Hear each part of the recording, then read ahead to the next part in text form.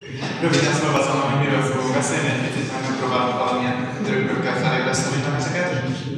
Az első felében az előadásnak főleg arról lesz szó, hogy mostanában a Himalájában épül néhány meglepő épület. Ugye ez egy olyan régió, ahol meglehetősen hiányos a kortárs építészeti körkép. Épület szerkezeti, meg technológiai szempontból vannak ugyan kortársnak nevezhető anyaghasználatok mondjuk, de olyan épület, amire igazán azt mondanánk, hogy a építészeknek megdobogtatja a szívét, mint a mai friss képződmény, olyan nagyon kevés van. Viszont az utóbbi időben a funkcionalitás oltárán vettek néhány gyönyörű áldozatot, mégpedig olyan épületek, amiket kifejezetten a szükségszerűség hívott életre, és ezek általában külföldi civil kezdeményezések által épített szoláriskolák lettek. Akkor kezdjük egy kicsit a földrajzi előkép bevezetéssel. Indiában vagyunk, annak is a legészakibb tartomány, ez Jammu és Kasmír államon belül található, és Ladaknak hívják.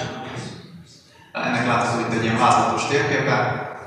Ezen láthatjuk, hogy Zangla, ami minket ugye Kövesi Csomó Sándor személyén keresztül köt a régióhoz, az egy meglehetősen eldugott zsákutca jellegű pozícióban van. Azon a piros útvonalon lehet ilyen nagyon nagy körben megközelíteni Zanglát egyedül.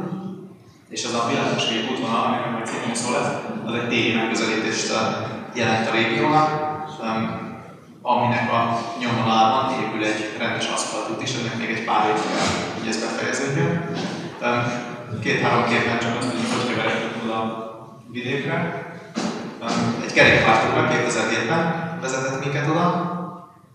A páron, a kettesben, ez egy nagyon élvezetes, kifejezetten megnyugtató tájakon át vezető kerékpártúra, aminek a legvégét már úgy tettük meg, hogy fölmálláztuk lovakra a kerékpárokat, és így közelítettük meg Zanglát. Útközben áthaladtunk egy ilyen Linkshire nevű településen, ahol akkoriban feltűnt nekem, hogy egyik épület az nagyon gyanúsan nézott ki, háttérben egy kolostor, és aztán felidéztem emlékeimben, és már láttam is egy építészeti magazinban egy publikációt róla, hogy az osztrákok egy ilyen civil kezdeményezés, valószínűleg ők is arra túráztak és beleszerettek a tájba. Építettek ott 2000-ben egy úgynevezett szoláriskolát, ami valószínűleg passzív ház besorolást nem kapná meg a szigorú kritériumok szerint, viszont a működését tekintve úgy működik, mint egy passzív ház. Igaz, hogy egy rétegű az ablaka, de van a döntött falu légi homlokzata mögött egy ilyen hőcsapda jellegű folyosó, ami sötét színeken van festve, és ez annyira fölmelegszik télen, illetve a sötét falaknak a hőtároló kapacitása az olyan jelentős, hogy ebben a mínusz 30-40 fokos himalájai hidegben is, ugye 3-4 ezer méter magasságban jár, lehet oktatást végezni egész télen át. Itt látjuk, hogy a Friends of Nature Austria, ezek építették az iskolát. Ez volt talán a régióban tudomásom szerint a legelső ilyen példa. Ez egy nagyon eldugott, nagyon nehezen megközelíthető autó nélküli helyen fekszik, úgyhogy a építészeti szakcikkben szerepeltek a szamarak, mint a fontos építőmunkások, akik hordták ide a ablakkereteket. És aztán Linkshire-en keresztül így jutottunk el gyalog Zanglába, ami így néz ki. Itt most erről a projektről, hogy miért kezdtük el ezt a palotát, helyreállítást, ezt az valószínűleg Csoma által, Kövesi Csoma által is rakott a épületnek a megmentését. Erről nem akarok részletesen beszélni, de 3-4 képet fölvillantok, hogy milyen volt, amikor nekiláttunk a lépcsőház, és milyen lett utána, illetve a déli tömbnek a felső két földémszakasza milyen volt, és milyen lett. A havat is mutattuk el.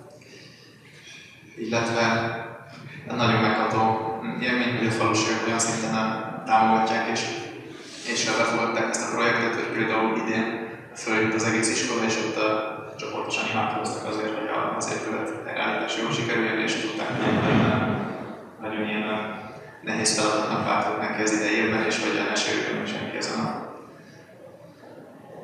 feladaton. Itt látszik az élvezetesebb része is, idén felfedeztük a faltörőkost, ami hihetetlenül megnyomta a munkahatékonyságunkat, nem kellett az újraépítendő, nagyon ramatyállapotú falkat kézzel egyébként téglánként bontani, hanem ilyen ősi módszerrel hihetetlen hatékonysággal tudtunk nekivágni, és hát alkitechnikát is használunk, hogy a felállványozás az nagyon drága lenne ezen a vidéken. Itt az összes munkálat az önkéntesek által zajlik, és magán emberek vagy kis cégek adományából többnyire. Ez lehetett a kilátás a csomag szobájából, a lakából. Itt a régiónak látszik a földrajz és klimatikus viszonya is nagyjából. Nagyon magas hegyek, többnyire kopárak. Ezen a vidéken már természetes körülmények között nem terem meg a fa, csak úgyhogy ültetik és nagyon ültözik. És a folyók völgyében, illetve annak a közelében mesterséges öntözéssel, amikor egyről lehet folyó, gletszer, olvadékvizet használják, hihetetlen erőfeszítéssel tudnak az emberek egyáltalán valamiféle életet produkálni. Egy kicsi áttekintő térkép, ami talán részletesebb, mint az előző. Ezen jól látszik a kis zöld plecsni, ahonnan kijöttünk, az abla, és a környéke. Ez a zöld plecsni azt jelenti, hogy ha építünk egy iskolát, annak körülbelül milyen lenne a vonzás között, ez a sötétzöld, és a narancsárgák azok pedig a már megépült szoláriskolák, és azoknak a vonzás körülbelül bejelölve. Ezeket egy picit végigvesszük sorjába. A Linkshedit ugye ezt már mutattam, amit az osztrákok építettek. A következő volt a Sunnyban épült németek által épített iskola. Ezen látszik ez a fajta német karakteres poroszos precizitás. Itt gyakorlatilag megépítették az ideális épületet, minden korcukáját előre nagyon alaposan kiszámolták, modellezték laboratóriumba, és akkor rájöttek, hogy például költségben annyival olcsóbb, hogyha függőlegesen hagyják az első falakat, és nem döntik meg az amúgy ideális 30 fokos dőlésszögbe, ez a régióban a téli napjárás függvénye. Ők itt szépen egymás mellé tettek néhány olyan szobát, amiben már az épület maga is egy ilyen kísérleti stádiumnak számít, hiszen méréseket végeznek benne folyamatosan. Kint hagytak télen is olyan hőmérséklet ellenőrző berendezéseket, amik folyamatosan minden nap regisztrálják 8-10 különböző pontján az épületnek a hőingadozást, és viszont az iskola az működik télen is, és átlagban sikerül nekik 30 fok pluszt elérni külső hőmérséklethez képest, anélkül, hogy valamiféle fűtőeszközt használnának a napon kívül, sőt, van olyan szoba, ahol kifejezetten izzadnak a gyerekek. Javasoltam nekik, hogy lehet, hogy egy helyi szaunaterv kéne kezdenünk működtetni, de azt mondták, hogy nyáron is ezen vetköznek le, aki volt kint, azt tapasztalhatta, úgyhogy valószínűleg csődbe menne próbálkozás. A következő iskola, amit bemutatok, ez a legnagyobb is egyúttal a régióban, a legnagyobb költségvetésből készül, nagyon komoly háttér van mögötte. Ezt a londoni székhelyű Aluk nevű cég, biztos sokatoknak ismerős, a világ talán legnagyobb statikai szerkezettervező cége, nagyon sok helyen van leányvállalata is, és őket megkereste a Druk-Fehér Lótusz iskola, ami egy tibeti buddhista iskola. Ennek a vezetője megkereste őket, és összehaverkodtak és kitalálták, hogy ide építenek Lé környékére, ami ugye a főváros ennek a régiónak, és elég nagy a népsűrűsége a többi területhez viszonyítva. Építenek ide egy nagyon nagy kapacitású szoláriskolát. Ennek itt van az átnézeti képe. Itt olyasmikor is figyeltek, hogy ott látjátok középül itt, ahol a egérrel mászkálnak. Itt van egy picit más irányba tájolt épület, a többi épület pedig felé tájolt. Ez azért van, mert a két különböző funkciójú épületegyüttes. Az oktatási épületek azok egy picit dél-keletre néznek, pedig azért, mert azok nem trombefallal operálnak, hanem nagyon nagy üvegfelületekkel, és ezek a legelső felkelő napot szeretnék inkább elcsípni, hogy már reggel 9-től vagy 10-től lehessen kényelmes hőmérsékleten oktatni. Viszont a rezidenciák, ahol meg este tartózkodnak, azoknak meg a déli nap az hasznosabb, hiszen azoknak nincs olyan nagy üvegfelülete, illetve van, de mögötte trombefal van általában, ami eltárolja ezt a hőt, és ennek pedig a leghosszabb ideig történő napos benapozottság az, ami szükségeltetik. Úgyhogy ezért választották ezt a kétféle osztást. Így néznek ki a nem trombefalas épületek. Ezek elé tettek egy ilyen kis kertet is, ami valószínűleg a levegő minőséget is javítja, illetve ők jól ellátott iskola voltak, úgyhogy ők fotovoltaikus napelemmel is nagyon komolyan fel vannak szerelkezve. Ezek is megfelelően tájolva, és erről egy számítógépes labort is üzemeltetnek, szatelites internet elérési lehetőség is van. És így néz ki egyik trombefalas szoba belülről. Ennek annyi a lényege, hogy alul-felül rendelkezik egy állítható szellőzéssel. És ez annyira átmelegszik, hogyha megnyitjuk ezeket a alsó és felső szellőzővillásokat, akkor a napközben beindul egy ilyen áramlás, hogy alul levegő kimegy a naptérbe, ott fölmelegszik, fölszáll, és ott visszajön az épületbe, és ez így átmelegíti az egészet. Itt nagyon nagy jelentőség az, hogy milyen vastagságú ez a fal, hiszen ha nagyon vastagot nem tud jól átmelegedni, és akkor hideg marad, mert ha meg túl vékony, akkor meg nem ideális mértékben használja ki a fűtőértékét, illetve olyan probléma is van, hogy a külső felén ezeknek a falaknak, a németek precízen ugye megmérték, még az előző iskolánál 90 fokos hőmérséklet sem gyakorolt, sem ritka téli időszakban is. Ami azt jelenti, hogy ez már a feketére festett vályok sem mindig bírja, úgyhogy fölrepedezik. Emiatt meg kell találni az ideális vastagságot, ami a németek szerint 15 centi. Olyan szinten felkészítették az épületet a földrengésekre is, amik ugyan a régióban az elmúlt pár évtizedben nem volt nagyon nagy földrengés, de kisebbek azért vannak, illetve azt tudni kell róla, hogy ez a Himalája az mai napig egy gyűrődő mozgó földkéreg, ezért számíthatunk bármikor nagyobb rengésre, hogy ez az épület túléljen egy ilyen rengést, és itt lehet látni a nagyon komoly feszített faszerkezeteket, mint ezt megtudtuk a idén nyáron ott jártunkkor. Ezek egyike sem rétegek ragasztott tartók, hanem egyszerűen addig jártak az erdőben, míg találtak Srinagar környékén hatalmas méretű fákat, amikből megépülhetett ez az épület, úgyhogy jelentősen túl van biztosítva. Az izgalom az épületnek, hogy kitaláltak hozzá még egy külön külső szolár WC-t is, ez talán Európában egy ritkább modell. A működési elve az körülbelül az, hogy ugye a bocsántók a divatosak, ráadásul a lepocsántott anyagot azt újra hasznosítják, hiszen nagyon kevés a szerves trágyájuk. Nagyon nagy kincs ez, hogyha hagyják egy évet legalább pihentetni, akkor gyakorlatilag megszűnik a fertőző képessége, ez egy fontos anyag. Ezt úgy szerették volna ezt a bocsántót is megtervezni, hogy lehessen használni, viszont egy ilyen WC-be, hogyha bemegy valaki, ami nem vízöblítés, ugye ott elég intenzív szag jelenségekkel találkozhat, ezért kitaláltak egy olyan fajta szellőzést, hogy itt ezen a napkéményen, amit hátulról süt a nap és feketére festett fémlemezen burkoltak, előidéznek egy természetes szolárkémi effektust, és az egyetlen bejövő nyílás, az pedig a friss levegőt engedve az épületbe, így a bocsántáson keresztül gyakorlatilag egy ilyen bocsántós szagerszívó szolár konstrukciót dobtak piacra, aminek nagyon nagy a sikere. Most ott jártunk, éppen a felújítása zajlott, és kifejezetten utánzandó például tartjuk mi is. Újra vissza egy kicsit a ladáknak a átnézeti térképéhez, és a következő sorban Ján be fog a következő adásban részletesebben is mutatni. Ez a Kargyaki szoláriskola, ezért erre nem is szeretnék a áttörő globot fotók segítségével túlzottan belemenni a részletekbe. Ezt majd rábízom. Egy picit azt előre, illetve elmagyarázom a következő pár percben, hogy hogyan jutottunk mi arra a döntésre, hogy építsünk mi is itt egy szoláriskolát. Mi idén télen, tehát január-februárban jutottunk ki először azon a kis téli ösvényen, amit mutattam a térképen, a régióban. Ez arról szól, hogy itt van ez az Anszkár folyó, aminek a völgye annyira meredek, hogy ez a legtöbb a tér nagy részében nem fagy be, viszont van egy olyan rövid időszak, január közepétől február közepéig végéig, amikor annyira befagy, hogy szélén keletkezik egy ilyen 1 méteres ösvényke jégből, és ezen keresztül be lehet jutni a régióban. Persze van, amikor ezt elönti a víz, mikor váratlanul elkezdünk húlni a hol, akkor valamiért hirtelen megemelkedik a vízszint, és olyankor bele kell gázolni a -2 fokos vagy a 0 fokos vízbe. Kisebb-nagyobb kalandok után végül sikerült eljutnunk ezen az Anszkár folyón egy 3 napos túra keretében Zanglába, ahol ez a kép fogadott.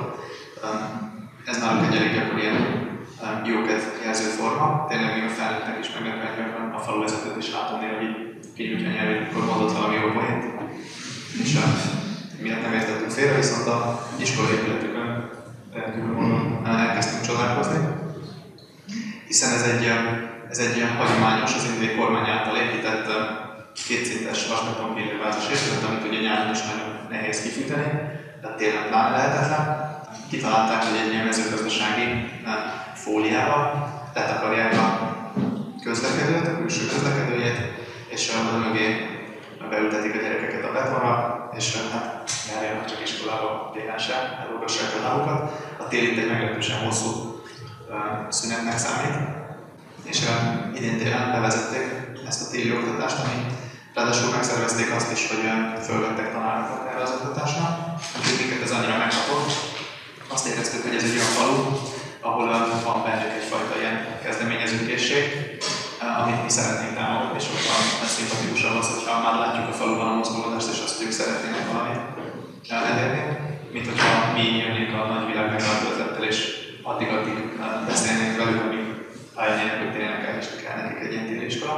Ez egy sokkal tisztább szituáció volt, úgyhogy elkezdtünk rögtön már a tér folyamán bőgészni mindenféle lehetőségeket Zanglában és a környékén.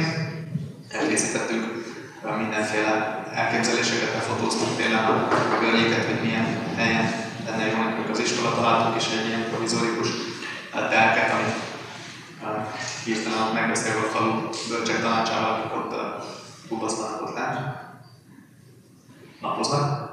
Elég nagy napsütéses napok száma téli időszakban is, úgyhogy emiatt ez egy nagyon jól kihasználható energiaforrás.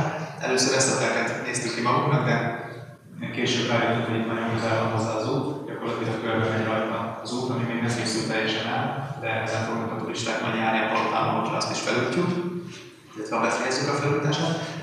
Úgyhogy az iskolának végül szeretünk volna egy ennél kicsit eldugottabb helyet találni. Itt látszik narancsárgával az első helyszín, amit kinéztünk magunknak, és ott zölden látszik a háttérben egy másik helyszín. Ami mellett végül idén döntöttünk, hogy miért izgalmas ez a hely. Ez a két ház, ez a királynak, az Anglai királynak, aki mai napig szereti magát így hívni, még a négyet kertben is ezzel, hogy King of Zangla. A 19. században épült palotája, és amellett a 21. században épült vendégháza. Pont ezen a két telken található. És a mögöttük lévő részen valahogy végignéztük a doboldalt, és Zangla falu mögött van egy ilyen elég magas hegy, amiről csak a királyháza mögött van egy ilyen tiszta domb, amin nincs vízátfolyás és nincsenek földcsúszamlás nyomok. Kiderült, hogy a király még amikor nagyon nagy befolyása volt, akkor a hadsereggel felépítetett oda egy pár ilyen gátat egy oldalba, ami megakadályozza a földcsúszamlást. Ez eddig sikeresen, úgyhogy kinéztük ezt a ráadásul ott van egy csapot, amit mondtam, hogy öntözésre használnak, ez szintén nagyon kényelmes vízellátás, az építésnél rengeteget segített nekünk. Úgyhogy kinéztük egy szép 5000 négyzetméteres telket, ott a király két palotája mögött, követve annak a vonalát, ezt felismertük idén. Itt látszik a térképen, hogy itt van a palota, és mellett az új palota, ami már valójában egy vendégház. Volt két földmérők, akik mérőállomással fölmérték a telket. Hát itt egy ideig a sóvároknak látva a cseheknek a fotóit, hogy nekik mennyire ideális a telkük, teljes déli lejtésű. Ugye az nagyon kényelmessé teszi az épület fenekét be lehet tolni a domboldalba, a déli oldalán lehet nagy ablakokat nyitni, hogy nekünk csak ilyen dél-nyugati telkünk van, milyen jól lenne, hogyha lenne nekünk is déli. Tehát most, hogy itt van Jan, tegnap beszélgettünk vele, és kiderült, hogy ők valami több ezer köbméter földet mozgattak meg ahhoz, hogy legyen nekik egy déli lejtő, valójában nekik is egy teljes nyugati lejtő volt, ami az iskolának rendelkezésre állt, úgyhogy ez nagyon komolyan megnyugtatott minket, hiszen ezen rengeteget aggódtunk. Az idei szezonban nyáron megkaptuk is az alkalmat, és ma már a földmérők fölmérték a telket, akik amúgy mellesleg Stupma felmérő körúton voltak, egy olasz alapítvánnyal szövetkeztünk, akik ezt finanszírozták, hogy nekik fölmérjünk egy pár stupát, és valószínűleg ezeket is majd közeljövőben föl fogjuk újítani, néhány közülük legalábbis, és felhasználva a rendelkezésre álló nagy önkéntes létszámot, kitűztük a telket, látható, hogy önkéntesekkel. Kitűztük a telket, és készítettünk róla néhány fotót, így nézett ki kijelölés nélkül, illetve a büszke önkéntesek utána, akik a palota felé néznek. Köztük még az Anglai királynak a fia, a herceg, az anglai herceg is részt vett, mindenki csomáspólóban a biztonság kedvéért. Aztán hazajöttünk, elkezdtünk kutatgatni, utána néztünk, hogy milyen kritériumoknak kell egy ilyen szolárépületnek megfelelni, és ez az az időszak, amikor a Archicon nevű építésziroda, látva ezt a sarjadozó kezdeményezést, ebben befogadják ezt a projektet, mint egy ilyen inkubátorház, és biztosítanak hozzá infrastruktúrát, meg tervezői gondolkodást, hogy sikerüljön valamit itt megépíteni, és úgy döntöttünk, hogy hirdettünk egy ilyen akciót, és hogy egy ilyen fundraisinget elkezdünk gyűjteni rá a támogatást, hiszen a falusiak azok még a tél folyamán megígérték, hogy ők ingyen hajlandóak dolgozni ezen a szoláriskola projekten, hiszen ez nekik épül, és nem a királynak, mint ahogy a palota, vagy nem csomó emlékének. Illetve nekünk ugye van nagyszámú önkéntesünk, a vályog a helyszínen rendelkezésre áll, tehát gyakorlatilag a kő odaszállításának, illetve a fa és az üveg árának értékében megépíthető ez az iskolaépület. Elkezdtünk tanárokat is keresni, mi minden nyáron ugye tanítunk amúgy kint, leginkább angol nyelvet, meg idén bevezettünk sportórákat is. Röviden arról mesélek még, hogy milyen oktatási tevékenységünk van az Anglában, hiszen ez kötődik egy picit az iskolához. Egyik fő tevékenységünk a társasjátékozás. Itt az abból, hogy maguk készítik a gyerekek a társasjátékot. A fotózkodás, nyilván ezek összekötődnek mindenféle egyéb izgalmas dolgokkal. Nagyon sokszor például csináltuk azt, hogy adtunk nekik egy fényképezőgépet, nem mesélem el a részletét, hogy miért volt ez nagyon fontos, de nagyon fontos volt. A fényképezőgép az nekik egy ilyen elválasztó fal, ami őket a külföldiektől elválasztja, ők mindig a másik oldalon szoktak állni a meccsenek, mint a külföldi. Emiatt hihetetlen élvezettel cserélik meg ezt a pozíciót, és kísérletezgetnek vele. Tartottunk a kiállítást, kaptunk egy külön kis helységet a mostani állami iskolában, egy ilyen különálló épületet, ahol kiállítottuk a saját rajzaikat, amiket szintén mi kezdtük el nekik tanítani, a ecsetkezelést, soha életükben nem volt általában kezükben semmiféle rajzeszköz, illetve kis egyéni előadásokra is rábíztuk őket, ahol mindenki megmutathatta a saját tehetségét, leginkább a éneklés és a tánc témakörében. Idén mi vezettük be az Anglában szintén a testnevelés órát, ami egy ismeretlen fogalom volt, ugyanúgy, mint ahogy egyéb készségtárgyak. Gyakorlatilag semmi mozgás nem volt az iskolai képzésben, úgyhogy a heti 3-szor óvatos javaslattal és trükkökkel, és például 10 labdával érkezett az az önkéntes, aki bevezette a testórát, úgyhogy ezzel egyből olyan szintű csáverőt gyakoroltam a helyi diákok felé, hogy nem tudtak ellenállni neki. Labdajátékokkal vették rá a napi rendszeres testmozgásra, itt látszik egy jelent, amikor feljött az iskola, és éppen imádkoznak a palotának a helyreállításának a sikerére. Magyarországon is jelentek meg róla cikkek, hogy mondjuk a Waldorf óvodások küldtek egy videóanyagot, nem tudom, hogy jutott eszünkbe, hogy az Anglában, ahol nincs áram, meg internet, ott le fogjuk nekik vetíteni, de végül megoldottuk. Néhány rajzot a magyar gyerekeknek a munkáiból, hihetetlen komoly, izgalmas művészi alkotások születtek, amik eljutottak a helyszínre. Csomáról és a tanítója furcsa hölgy alakú. És az épület pusztul mögötte.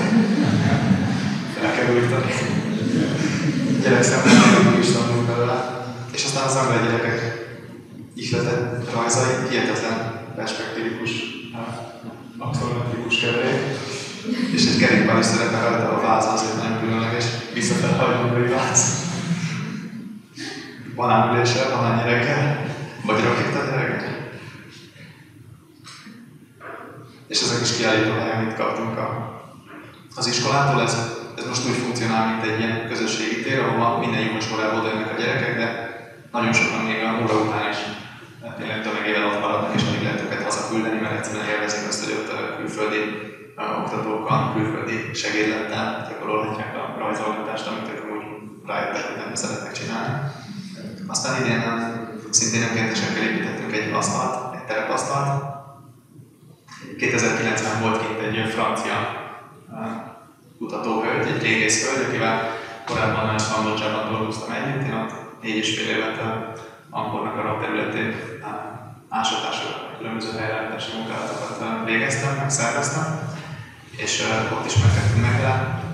Ő is csak úgy hallomásból beleszeretett a projektbe, kért a helyszínre, és csinált egy hihetetlen gazdagot cizellált, ilyen klasszikus régi francia iskola által promotált ilyen dúsan árnyékolt kézi manuálét az egész Zangyi palota körüli elődített faluról, ami arról szól, hogy korábban valószínűleg 16-tól 19. századig ott laktak a palota környékén az anglaiak, és miután megszűnt a 19. században az erődítésnek a szükségesség, inkább leköltöztek arra a folyóhoz közelebbi vidékre. Most erről született egy olyan terepasztal méretű nagy rajz, amire rájöttünk az önkéntesekkel, hogy valószínűleg alkalmas arra, hogy egy társasjátéknak a nagyméretű kiteríthető terepasztala legyen, és ezt még a színezés az nem fejeződött be, de a átrajzolás megvolt, és ebből szeretnénk egy olyan dobókockás lépegetős játékot, ami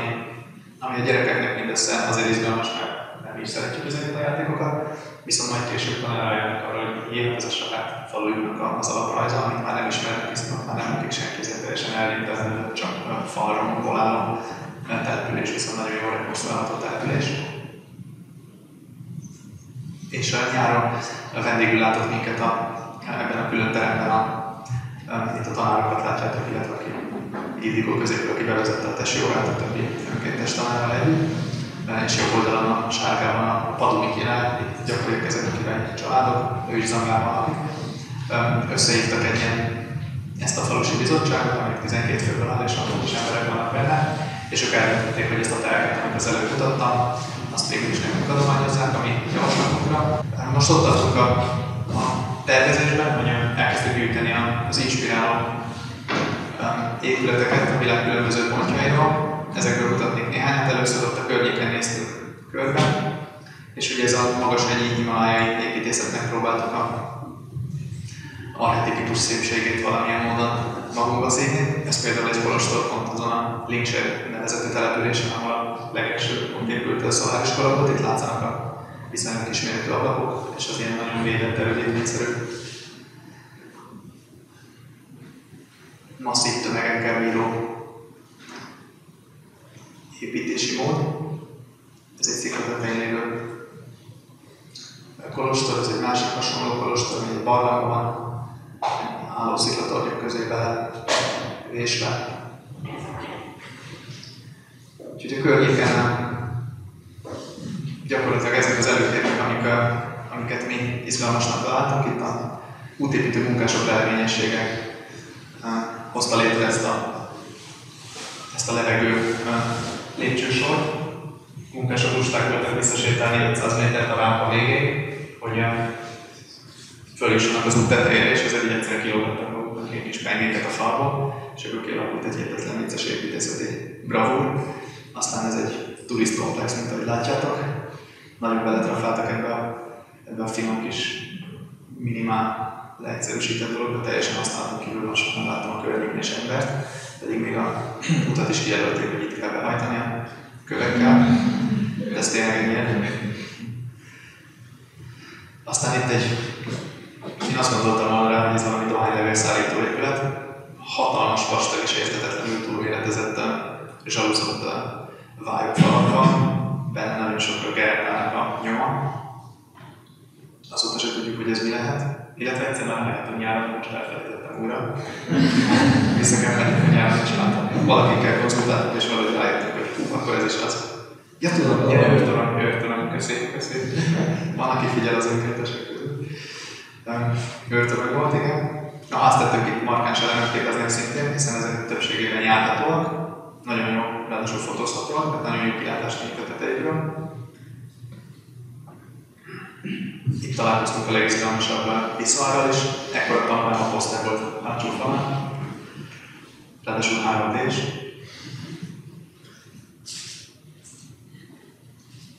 És a legegyszerűbb családi ház típusa, amit nagyon jól bemutatható egy építkezés a tetején. Az nem egy ilyen nagyon vastag hőszigetelés, illetve annak is használható.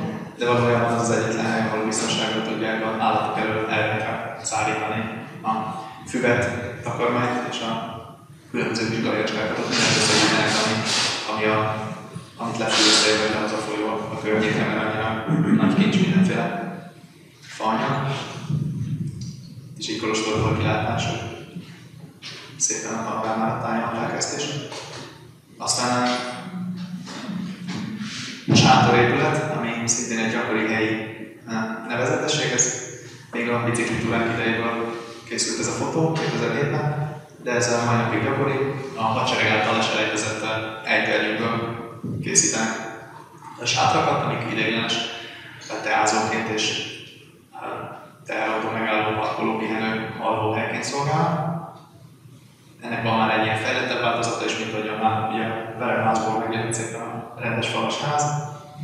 Itt még a teteje az konyha burkolatú, de már kezdett kinőni a fal a háznak, illetve egy újabb leleménye kirakattal kombinált ablak. Rájöttek, hogy ez nagyon hasonlít egy ilyen kereskedelmi épületnél, nagyon hasonlít a kirakathoz, akkor megtörtik valamilyen. És a nyáron, talán 2 éve nyáron, önkéntesek egy másik projekt kapcsán kijutottak oda egy workshopra, és ők készítettek egy ilyen helyi környezet által inspirált alkotást, amit a saját döntésük szerint szintén egy sátor volt. Aztán a kínai részén Tibetnek épült nemrég egy látogatóközpont, ami már kifejezetten merész építészeti vállalásnak tekinthető. De kétségkívül megvan benne a helyi anyaghasználat és a helyi formákra utaló tömöttség. És a színválasztáson sem kell nagyon csodálkoznunk, a helyiek tényleg szeretik az elképesztően rikító, erős színeket. Rájöttünk, hogy ilyen alapon végül is nagyon messze is elmehetünk. Ezt a Alhikon építészirodának az egyik fiatal építész titánja gyűjtötte össze ezeket a fotókat, ahol látható, hogy nagyon egyszerűen ipari konstrukciókból is komoly ihletet lehet meríteni, hiszen ezek nagyon szépen a funkciójukat leíró, funkciójukat beburkoló épületek, és végül is a szoláriskolának is ez lesz majd a lényege, hogy a saját funkcióját domborítsak és abból származzon a szépsége. Ez egy ilyen Nagy-Britanniában lévő megoldható csillagvizsgáló. Ez egy nagyon finom kis esetlenséget sugárzó munka.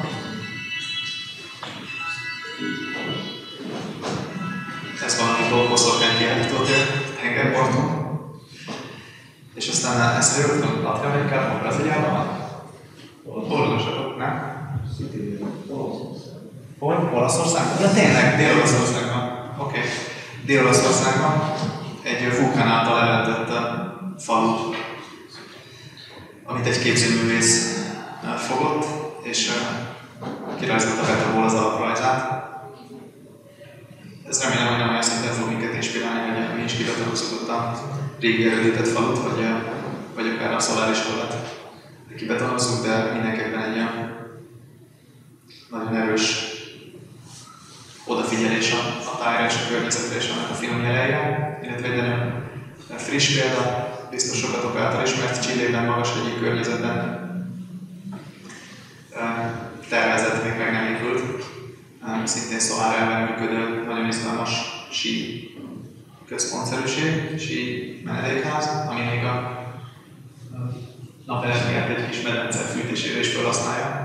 Ennek egy kicsit képelkedtünk a pitész körökben a kivitelezhetőségéről, de meglátjuk, hogy fölépül, akkor szervezünk egy síktúrát Chilében.